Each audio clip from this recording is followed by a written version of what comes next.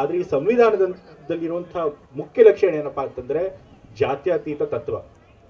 ಯಾವತ್ತೂ ಒಂದು ದೇಶ ಜಾತ್ಯತೀತತೆಯನ್ನು ಬಿಟ್ಟು ಒಂದು ಧರ್ಮದ ಹಿಂದೆ ಹೋಗುತ್ತೆ, ಧರ್ಮದ ರಾಷ್ಟ್ರವಾಗಿ ಹೊರಡುತ್ತೆ, ಆಗ ಆ ದೇಶ ಖಂಡಿತ ಅಭಿವೃದ್ಧಿ ಸಾಧ್ಯ ಆಗೋದಿಲ್ಲ. ಸಂವಿಧಾನ ಕರ್ತೃಗಳಾದಂತಹ ಅಂಬೇಡ್ಕರ್ ಅವರೇ ಹೇಳಿದ್ದಾರೆ, ನಮ್ಮ ದೇಶ ಏನಾದರೂ ಹಿಂದೂ ರಾಷ್ಟ್ರ ಆಗ್ಬಿಟ್ರೆ ಅದಕ್ಕಿಂತ ದೊಡ್ಡದಾದ ಅಪಾಯ ಈ ದೇಶಕ್ಕೆ ಯಾವುದೂ ಇಲ್ಲ ಅಂತ.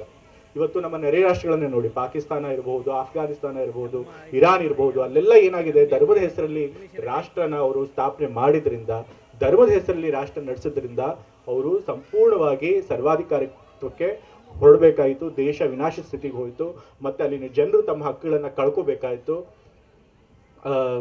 ಸಂಪೂರ್ಣವಾಗಿ ಸರ್ವಾಧಿಕಾರಕ್ಕೆ ಒಳಪಡಬೇಕಾಯಿತು. ಸೊ ಹಾಗಾಗಿ ಯಾವುದಾದ್ರು ಒಂದು ದೇಶ ಜಾತ್ಯತೀತ ತತ್ವನ ಬಿಟ್ಟು ಧರ್ಮದ ಹಿಂದೆ ಹೋದರೆ ಆ ದೇಶಕ್ಕೆ ಯಾವತ್ತೂ ಕೂಡ ಒಳ್ಳೇದಾಗೋದಿಲ್ಲ. ಇತಿಹಾಸದಿಂದ ನಾವು ಕಲಿಬೇಕು.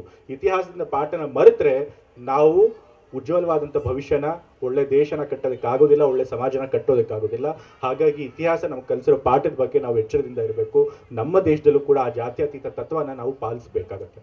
ಆದರೆ ಇವತ್ತು ಆ ಜಾತ್ಯತೀತ ತತ್ವಕ್ಕೆ ಇವತ್ತು ಒಂದು ರೀತಿಯ ಅಪಾಯ ಈಗಿನ ಆಡಳಿತ ಪಕ್ಷದವರಾದಂತಹ BJPಯಿಂದ ಮತ್ತೆ ಆ ಒಂದು ಪಕ್ಷದ ಮಾತೃ ಸಂಸ್ಥೆಗಳಾದಂತಹ ಧಾರ್ಮಿಕ ಸಂಸ್ಥೆಗಳಾದಂತಹ RSS ಅವರಿಂದ ನಮ್ಮ ದೇಶಕ್ಕೆ ಉಂಟಾಗಿದೆ. ಅವ್ರೇನು ಮಾಡ್ತಿದ್ದಾರೆ, ಇವತ್ತು ಮತ್ತೆ ದೇಶನ ಹಿಂದೂ ರಾಷ್ಟ್ರ ಮಾಡಬೇಕು ಅಂತೇಳಿ ಹೊರಡ್ತಾ ಇದ್ದಾರೆ.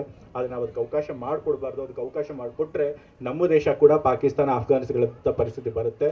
ಅದಕ್ಕೋಸ್ಕರ ನಾವು ಎಚ್ಚರಿಕೆಯಿಂದ ಇರಬೇಕು. ಯಾವ ಪಕ್ಷ ಧರ್ಮದ ಹೆಸರಲ್ಲಿ ರಾಜಕೀಯ ಮಾಡ್ತಾರೋ ಅವ್ರ ಬಗ್ಗೆ ನಾವು ಹುಷಾರಾಗಿರ್ಬೇಕು. ಯಾಕೆಂತಂದ್ರೆ ಧರ್ಮದ ಹೆಸರು ಹೇಳಿದ ತಕ್ಷಣ ಜನ ಏನಾಗ್ತಾರೆ, ಭಾವುಕರಾಗ್ಬಿಡ್ತಾರೆ. ನಿಜವಾಗ್ಲೂ ಸಮಾಜದಲ್ಲಿ ಇರುವಂಥ ಸಮಸ್ಯೆಗಳನ್ನ ಮರೆತು ಧರ್ಮದಿಂದ ಹೊರಟೋಗ್ಬಿಡ್ತಾರೆ.